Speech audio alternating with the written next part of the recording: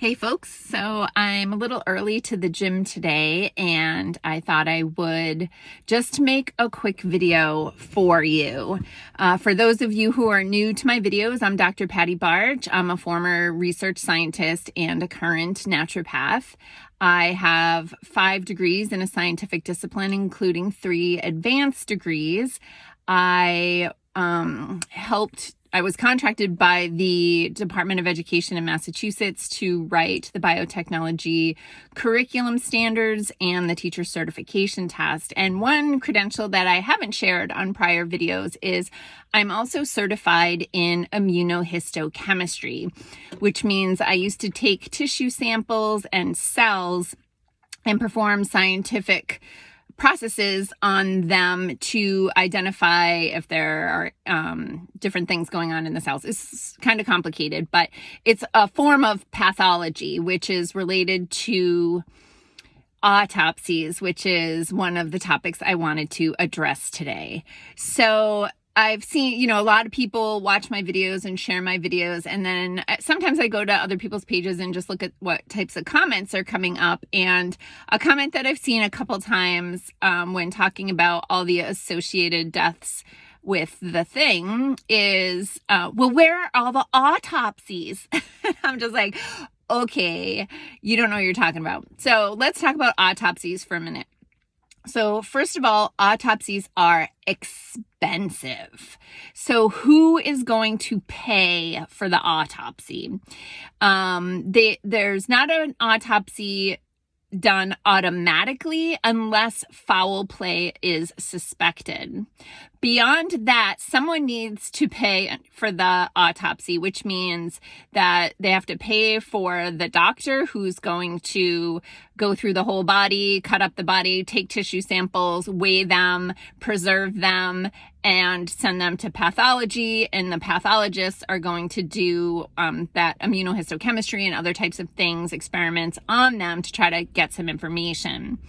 Also, when it comes to autopsies, what would happen if an autopsy was done and someone died from a blood clot is that the pathologist would just identify that there was a stroke or a blood clot or, pulmonary embolism or something like that, and they would determine that to be the cause of death.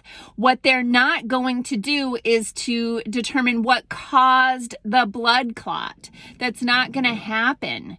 So when people are like ranting and raving, like where are all the autopsies, like they're not happening. And if they were, it still wouldn't give you the information. It's just going to give you the gross pathology and not the underlying cause of what caused that pathology to happen.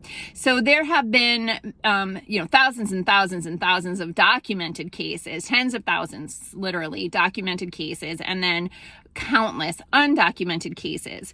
So in situations like this, it is of the utmost importance that if you have received the thing and have had any weird medical thing happen afterwards, you must report it, because the only way in this type of situation to put the pieces together is to have a massive amount of data. So I can't tell you how many cases I've been exposed to personally where somebody has gotten the thing and then a weird, crazy thing happened in their body. And I say, oh, you should report that. It could be due to the thing.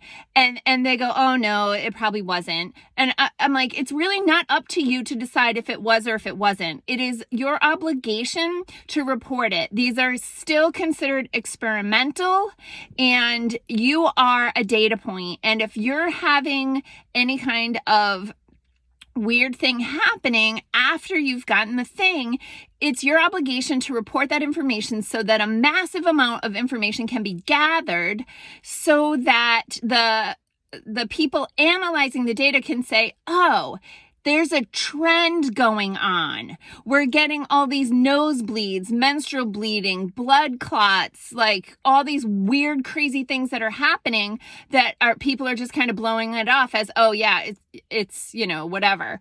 But please, it's really to the point that if you drop dead with the syringe still in your arm, they're basically going to say it was a heart attack caused by your fear of needles. So the best we can do is to gather as much data as possible. And then once we have all the data, then we can evaluate it and really determine the quote unquote safety of the thing.